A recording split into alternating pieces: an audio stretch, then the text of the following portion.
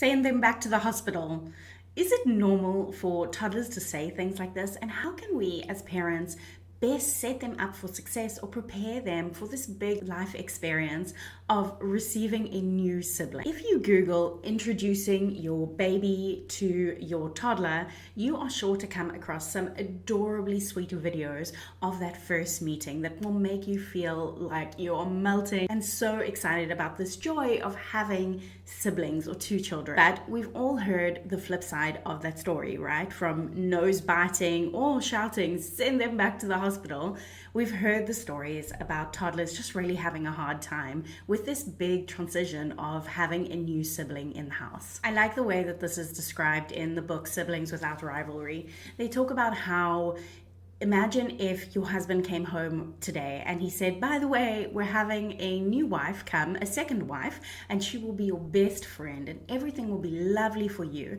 But as the experience goes, it's not lovely having a second wife because it feels like a replacement. It feels like somebody's taken your husband's attention and that everything that you had is now less because of having the second wife.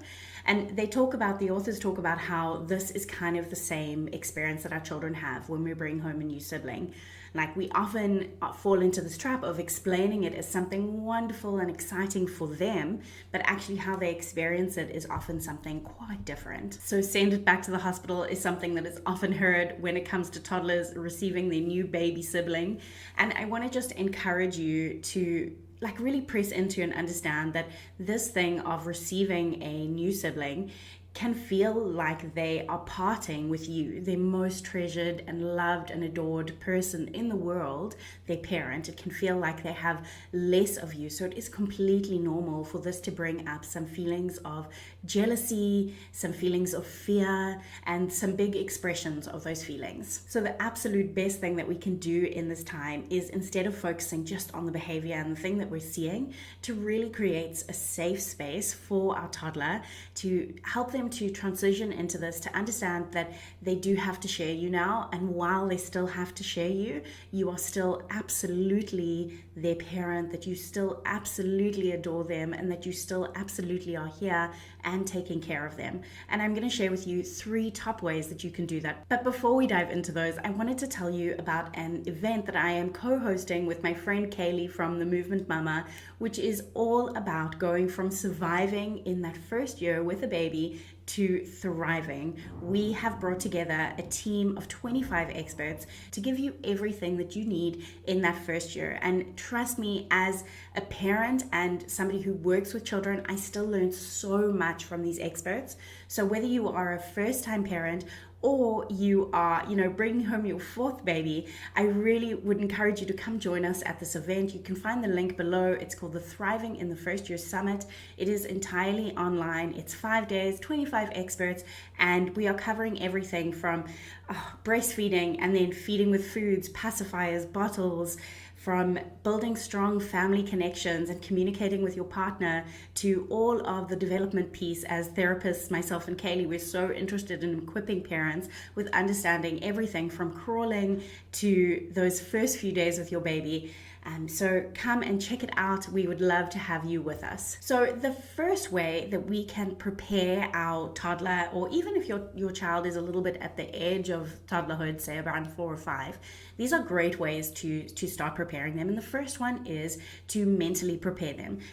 Because this is a completely new experience for your child, we want to give them a mental picture of what they can expect to be happening. So we can do this firstly by using books. Oh, let me go grab the book that we had because it was so cute. So this is the book that we had. We were gifted it by a friend and it was just so sweet. And my kids actually still love to read this. It's called I Love You, Baby.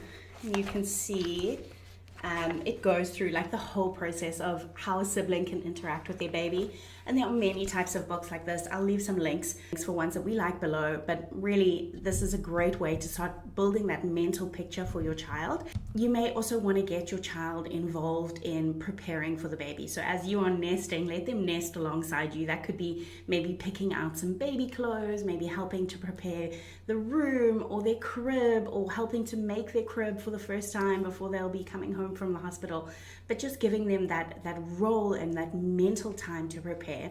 I interviewed Dr. Jenny Rose a while ago, and something that she said which really stuck with me and I think is so helpful in doing this preparation work with our children and building that mental picture is telling them the things that will change and the things that will stay the same. So when a new sibling is coming home, the things that will change will be that I might have less time with you and that I'll need to be going into the room to put baby down alone at some points. But the things that will stay the same are that I will always love you, that I will always be here to play with you and protect you and be with you, and that you are still my darling, darling boy, or whatever it is that feels like it works best in your family. But just giving them that mental picture that there will be a change, and not only just like glossing it over and painting it over with like rose-colored lenses, right? Like, so not only like advertising the good stuff, but also sharing about the stuff that might feel a little bit hard for your child can be so helpful. The second thing that is great in preparing our children is giving them a role.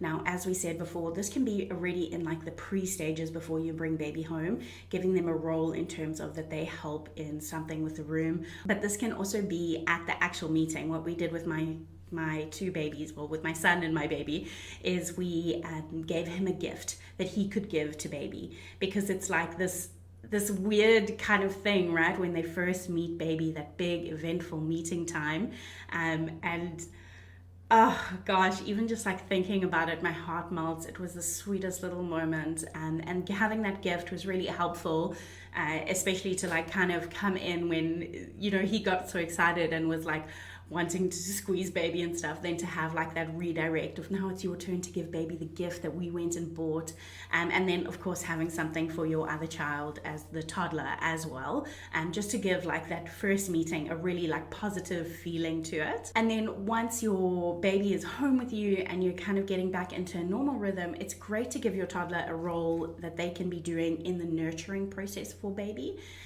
So that might be something like throwing away the diapers. It might be something like giving baby a special pat before baby goes to bed, but giving them like kind of a place. I don't overdo this. Don't give them like a role at every single thing, because then it can become more of like a burden. But we want to give them something that while you're doing all the tasks that you need to be doing with a baby, that they have something to do as well. And the third one is possibly the best thing that you can do for your toddler as they are getting used to a new baby in the home, and that is have one-on-one time with them, or as I like to call it, just delighting in your child. Like really, it can be hard when you have that postpartum, everything that comes with postpartum, the moods, the body, the recovery, all of the things, and the lack of sleep, it can be easy to kind of forget that we need to be intentional and make that like love, that fill up cup time with our toddler.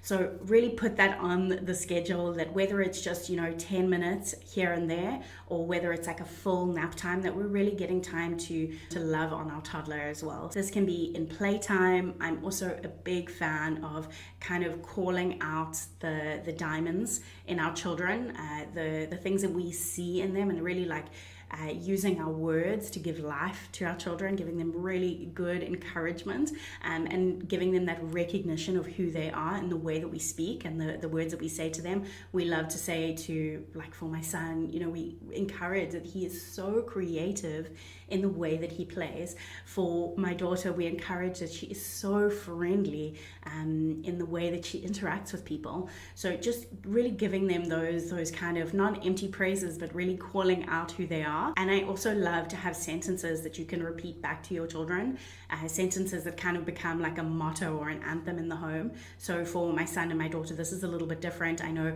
a lot of people use the one, I love you to the moon and back, but something like that, like a sentence that you're saying to them on repeat, that they can even like finish the second half for you, and just really using our interactions and our words to cement into this the family culture that your child is very, very loved and that there is a space for them.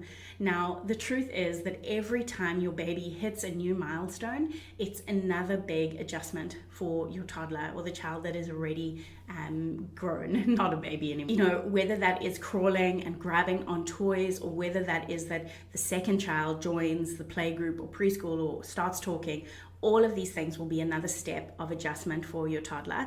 And I want you just to breathe out and just relax into the fact that this isn't going to be perfect, but in that imperfection, in those scrappy moments, and in that like difficulty, your child is actually learning that the bond with you is still strong and cemented, and that they're also learning about relationships.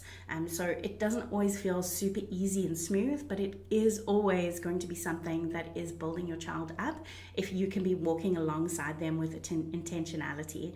So next week's video is going to be all about when baby starts crawling and kind of managing that sibling rivalry when it comes to toys and playing.